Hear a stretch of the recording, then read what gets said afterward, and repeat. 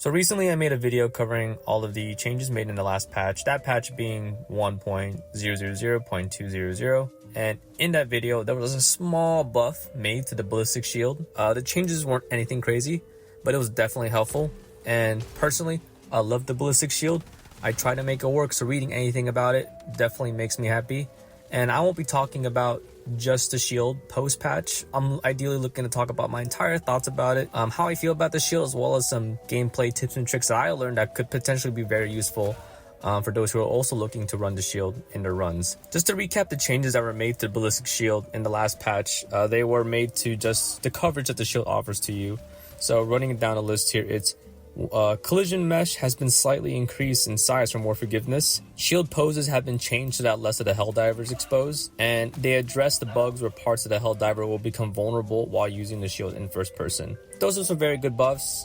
It's good to see that it's mostly affecting just what the shield does itself, just in terms of coverage. I don't have any footage pre-patch of the shield, but I can definitely feel a little bit more forgiveness with how much the shield is blocking enemy shots. Now, I spent a good amount of time yesterday running it in both bot planets and bug planets, and this is what I found out. But first, let's see what the Ballistic Shield, is meant for, what it tells us. So it's a one-handed Ballistic Shield protecting against small arms fire. So two key things here: one-handed wielding and small arms fire. So on paper, this seems that it's very effective to use alongside something like a single-handed primary, which is the SMG Defender. Additionally, despite the small bug hands, it's not meant for the Terminids. The Ballistic Shield is referring to just, pistols, rifles. Also, beyond that, it can't block melee attacks. So even if a Berserker was to punch you with a meat saw, or a Devastator was to shield bash you, you're still going to get rocked. So you're going to find a lot more use out of this running this in the automaton missions. Also, given that the majority of the bots use projectiles, you're going to get a lot more value out of this. Plus, there can be some projectiles larger than normal that you can still block. So if you're holding a one-handed item, be it an SSD object, a pistol, or even your stratagem, you will take out your shield from your backpack and it will be held onto an angle on your left hand. When you aim in first person, the shield will be brought up to your front and it will block enemy fire from that direction. And if you aim down your sights using the shield, you will not be able to see your weapon sights unless you use the SMG Defender. It has a laser sight, and I feel like they included that so that they can kind of pair it really well with the shield. And but you can still shoot while you're in first person, but you can't really see exactly where you're shooting. You just kind of see this little window through the shield that you can kind of take shots from. And also, when you are not actively using the shield, so let's say you have it kind of on standby on your hand or while it's on your back, the blocking that it does, the coverage that it provides is still active then, and that can lead to some very interesting things. So even if the shield is not being actively used, let's say you're using it in third person, not using it in third person, or you're not ADSing with the shield, the coverage it provides is still active. So you can still block projectiles that are coming to you from your back, whether it's on your back or if it's on your arm, you can still, block things off. Now, here are some caveats about the shield.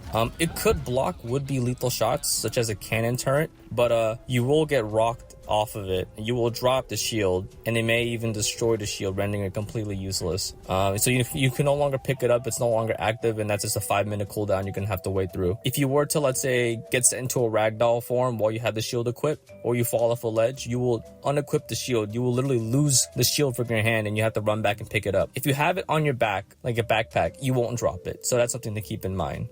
Even though it's not good for bugs, you can still block like those baby bile spewer thingies. There's things that they shoot at you that slows you down very much. You can block that with a shield, which is very good.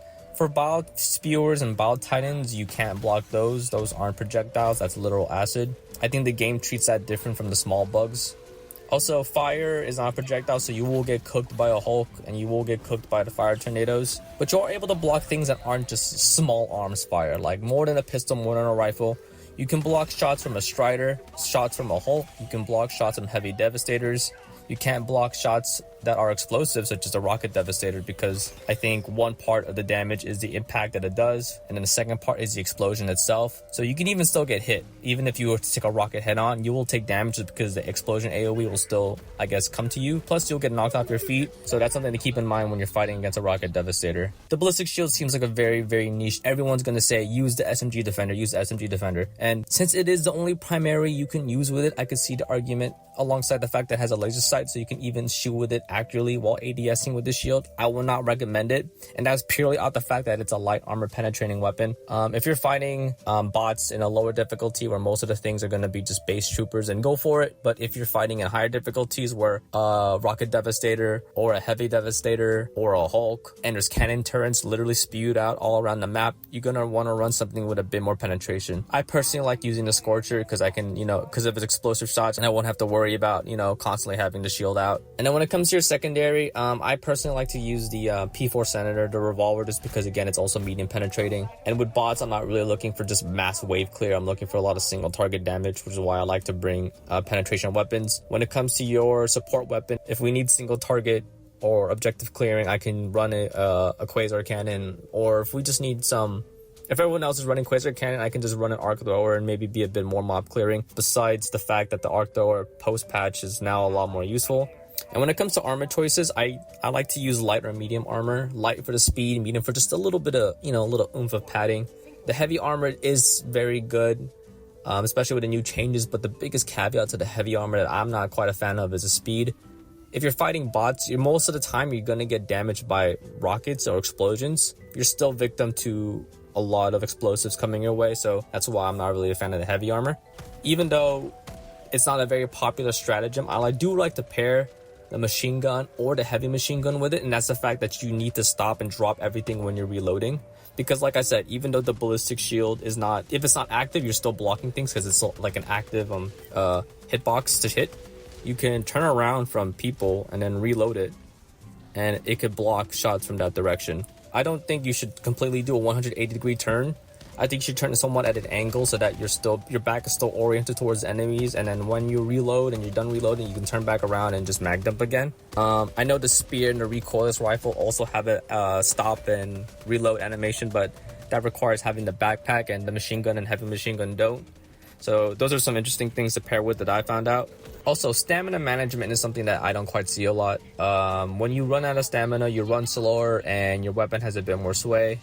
And you burn stamina by sprinting or leaping. Especially on planets that have the intense heat modifier. Also, while we're talking about planetary conditions, if you're fighting on a planet that has a very desert-like biome where it's mostly sand dune and zero cover, I think a ballistic shield would be better there than somewhere else.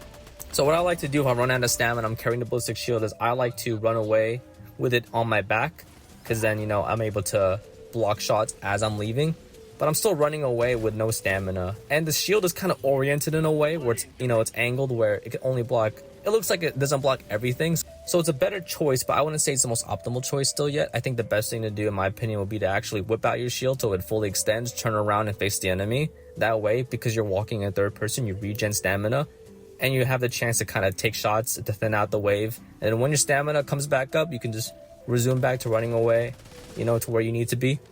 And I think that's a really neat thing to do with the shield that most stratagems don't offer, to crouch or not to crouch. And personally, I feel that to be personal preference.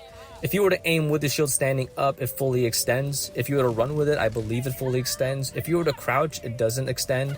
And if you were to prone, I believe it also fully extends. And you can prone in yourself in a way where it covers your body a lot, and I think that's also really interesting. If you were to crouch, I think it's only because you're going to prioritize your weapon sway.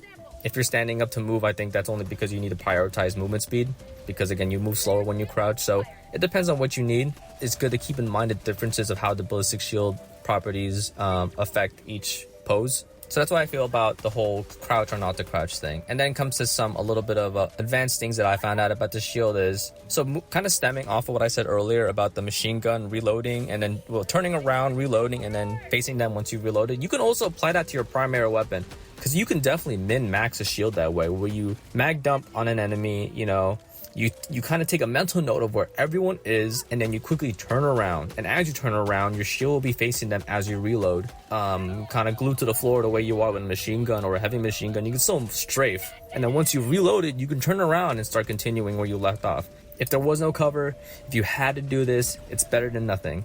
The shield, it's not meant for just you. Let's say someone else in your team is running a machine gun or even the recoilless rifle and the spear, and they're in a reloading animation. You can just walk in front of them with the shield fully extended, and you can, help them out a bit. If there's two people about to use a terminal and one person has a shield and one doesn't, the other person should use a terminal. You could block them with your shield. Also, because you have a shield, you can also just, you know, take enemy fire, so you can aggro them, and as a teammate kind of sneaks in and does the objective. That's also something to consider. There's a lot of different things you can do with a shield. That's why I really love it. There's definitely a high level skill cap that I feel about the shield that exists that makes me like it so much. So overall, I'm in a love-hate relationship with the shield. I definitely feel like with the min-max potential, it has a high skill ceiling stratagem. I'd say that it's not the most optimal thing to bring in. I do feel like it is something that you can play around with a lot, have a lot of fun with it, and I don't think the shield itself is what's holding it back. I think it's just a lack of options when it comes to having the shield around you.